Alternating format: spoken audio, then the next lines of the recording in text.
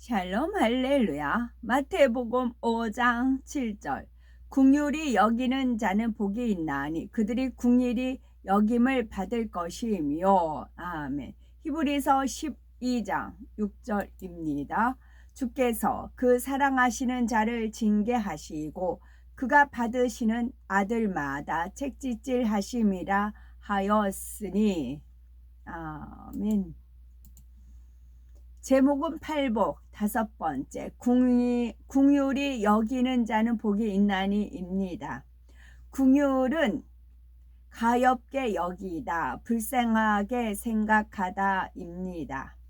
그러나 영적인 의미는 누가 범죄하거나 자신을 힘들게 할 때 중심에서 용서하고 기도해 주며 사랑으로 권면해 주는 마음을 뜻하지요. 이는 성령의 열매 중 양선과 비슷하지만 이보다 더 깊은 차원입니다. 양선은 악이 전혀 없으며 오직 선만을 추구하는 마음이지요. 이런 양선의 마음이 행함으로 나타나되 상대를 변화시킬 수 있는 더한 사랑으로 나타나는 것이 긍휼입니다. 하루는 베드로가 예수님께 주여 형제가 내게 죄를 범하면 몇 번이나 용서하여 주리이까? 7번까지 하오리까? 라고 질문합니다. 베드로의 생각에는 7번씩이나 용서해 준다면 크게 관용을 베푼 것처럼 여겨졌던 것입니다. 이에 예수님께서는 7번뿐 아니라 70번씩 7번이라도 할지니라 말씀하시지요. 이는 70번씩 7번 즉 490번만 용서해 주라는 뜻이 아닙니다. 7은 완전수로 70번씩 7번은 완전한 용서, 무한대의 용서를 베풀라는 의미이지요. 그리고 한 가지 비유를 들어 용서의 긍휼에 대해서 깨우쳐 주셨습니다. 어떤 임금에게 1만 달란트를 빚진 종이 있었는데 그에게는 갚을 힘이 없었습니다. 당시 한 달란트는 6천 데나리온으로 노동자가 6천일 즉 16년간을 꼬박 일해서 모은 품삯에 해당하지요. 오늘날 하루 노동자의 품삯 5만으로 계산을 한다면 한 달란트는 3억 원에 해당이 됩니다. 그러니 1만 달란트라고 한다면 3조 원이라고 하는 어마어마한 액수이지요. 그런데 임금이 아내와 자녀들과 모든 소유를 다 팔아서라도 빚을 갚으라고 합니다. 종은 엎드려 절하며 갚을 테니 참아달라고 사정하지요. 결국 임금이 불쌍히 여겨 모든 빚을 탕감해 주었습니다. 이처럼 엄청난 빚을 탕감받고 나오던 종이 자신에게 1막 데나리온 빚진 사람을 만났지요. 데나리온은 로마의 화폐 단위로 일반 노동자의 하루 품삯에 해당합니다. 품삯을 5만 원으로 계산할 경우 100데나리온은 500만 원 정도의 금액에 불과하지요. 1만 달란트에 비하면 얼마 되지 않는 돈입니다. 그런데 1만 달란트 탕감받은 종이 자신에게 빚진 사람의 목을 잡고 빚을 갚으라며 옥에 가둬버렸습니다. 이 사실을 안 임금이 심히 노하여 악한 종아, 네가 빌기에 내가 네 빚을 전부 탕감하여 주었거늘 내가 너를 불쌍히 여김과 같이 너도 네 동간을 불쌍히 여김이 마땅치 아니하냐며 감옥에 가두고 말지요. 우리도 이와 같습니다. 죄로 인해 사망으로 갈 수밖에 없었던 우리가 예수 그리스도의 사랑으로 값없이 죄사함을 받았습니다. 그런데 상대의 작은 잘못 하나를 용서하지 못하고 판단, 정죄한다면 얼마나 악한 모습이겠습니까? 혹여 자신이 상대로 인해 불이익을 당했다 해도 싫어하고 멀리하는 것이 아니라 용서하고 포용할 때 많은 사람을 품을 수 있습니다. 긍휼의 마음이 있다면 누구를 미워하거나 감정을 품지 않습니다. 설령 상대가 하나님 앞에 합당하지 않는 일을 행해도 징계하기보다는 먼저 사랑으로 권면할 수 있어야 하지요. 그런데 권면할 때에 불편한 마음으로 찌르는 경우가 있는데 이것은 사랑의 권면으로 생각하면 안 됩니다. 아무리 진리의 말씀을 한다 해도 사랑으로 하지 않으면 상대의 마음을 변화시킬 수 없습니다.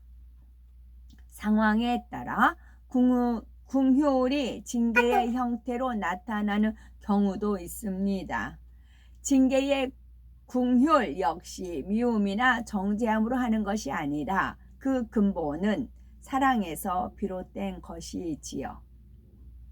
사랑받는 하나님의 자녀이기 때문에 징계도 따르고 그렇게 해서라도 죄에서 돌이켜 진리대로 행할 수 있도록 하는 것입니다. 히브리서 12장 6절에서 8절에 주께서 그 사랑하시는 자를 징계하시고 그의 받으시는 아들마다 책찍질하심이니라. 어찌 아비가 징계하지 않는 아들이 있으리요. 징계는 다 받는 것이거늘 너희에게 없으면 사생자요 참 아들이 아니니라 했습니다. 예를 들어서 사랑하는 자녀가 무슨 잘못을 했을 때 이를 바로 잡는 이유로 처음부터 매를 들어 때리는 부모는 드물 것입니다. 자녀가 중심에서 뉘우치며 눈물로 회개한다면 용서해 줄 테니 다음에는 절대 그러지 말아라 하고 따뜻하게 안아주게 되지요. 그런데 자녀가 말로는 회개한다 하면서 계속하여 잘못을 되풀이한다면 매를 들어서라도 마음 깊이 깨우칠 수 있게 해줘야 합니다. 사랑하기 때문에 더 빛나가기 전에 징계를 해서라도 돌이키게 하는 것입니다. 하지만 같은 징계라도 사랑이 없으면 긍휼이라 할 수 없습니다. 예를 들어 이웃집 아이가 물건을 훔쳤을 때 아이가 중심에서 용서를 빈다면 선한 사람은 긍휼히 여겨 용서해 줍니다. 하지만 악한 사람은 혈기를 내며 아이를 책망하거나 심지어 용서를 빌어도 처벌을 요구하지요. 설령 처벌하지 않는다 해도 아이의 잘못을 전하거나 선입견을 가지고 바라봅니다. 이러한 징계는 미움에서 나오는 것이므로 긍휼이 아닐 뿐더러 결코 상대를 변화시킬 수 없습니다. 비록 상대가 잘못을 했다 해도 그 사람의 입장과 장래를 생각하여 사랑으로 징계할 때라야 징계의 긍휼에 속하지요. 성경에는 믿음의 형제가 범죄했을 경우 진리로 권고하고 징계하는 과정이 나옵니다. 믿음의 형제가 죄를 지었을 때 주변 사람에게 전하는 것이 아니라 먼저 당사자에게 사랑으로 권면하여 돌이키게 해야 하지요. 만일 권면을 듣지 않으면 그 사람이 속한 모임의 윗분에게 말하여 돌이키게 해야 하지요. 그래도 듣지 않는다면 교회에 알려서 구원받을 수 있도록 해야 하고 교회의 말도 듣지 않는다면 세상 사람과 같이 여기라고 했습니다. 하나님의 자녀라면 구제의 긍휼을 행하는 것은 너무나 당연합니다.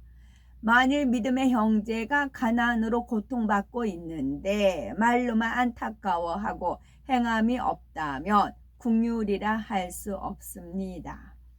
진정한 구제는 형제가 어려울 때 내 것을 나누어 주는 것이지요. 혹자는 나도 가진 것이 없는데 어떻게 도와줍니까? 라고 합니다. 그러나 아무리 생활이 어려워도 자녀가 굶고 있으면 가만히 있을 부모는 없을 것입니다.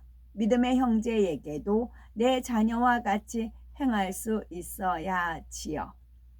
그렇다고 누가 어렵다고 무턱대고 구제하는 것은 옳지 않습니다. 범죄하여 징계를 받아 어려움 가운데 있는 사람을 구제하거나 게을러서 놀고 돈만 있으면 도박하고 술 마시는 사람을 구제한다면 죄를 짓게 도와주는 행위이지요.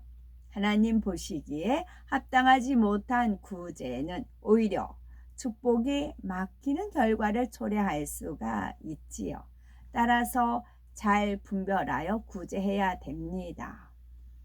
마태복음 5장 7절에 긍휼히 여기는 자는 복이 있나니 저희가 긍휼히 여김을 받을 것이며 말씀하십니다. 이 말씀대로 설령 자신을 힘들게 하고 피해를 입힌 사람이라 해도 용서하고 긍휼히 여기면 혹 자신이 어려움을 당하게 되거나 실수로 상대에게 피해를 입혔을 때 하나님께서 긍휼히 여기시고 용서받을 수 있는 기회를 주십니다. 또한 가난하고 병든 사람을 긍휼히 여길 때 하나님께서는 부유하고 강건한 축복을 더해 주시지요.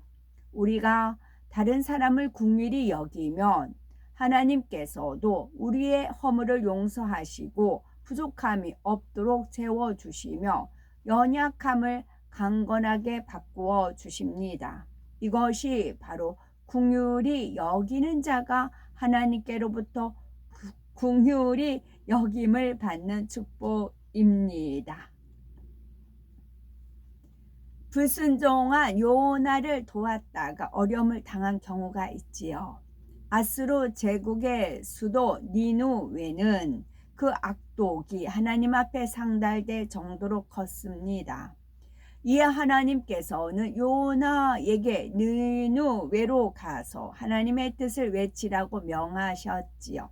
그런데 요나는 북이스라엘을 괴롭히는 적국 아수르가 망하기를 원했기에 하나님의 명령에 순종하지 않고 니누웨와 반대 방향인 다시스로 배를 타고 갑니다. 이에 하나님께서는 바다에 대풍을 내리셨고 선원들은 배를 가볍게 하려고 물건들을 바다에 던졌지만 소용이 없었지요. 풍랑은 더욱 심해져 모두 죽게 될 상황에 이르자 할 수 없이 문제의 원인인 요나를 바다에 던집니다. 선원들은 하나님의 뜻을 거스른 요나를 도우려다 풍랑과 싸우며 고생해야 했고 자신들의 짐까지 바다에 던져 큰 피해를 입혔습니다. 이처럼 하나님의 징계로 어려움을 겪는 사람을 돕는다면 자신도 함께 어려움을 겪게 된다는 사실을 깨달아 지혜롭게 행해야 되겠죠. 아멘.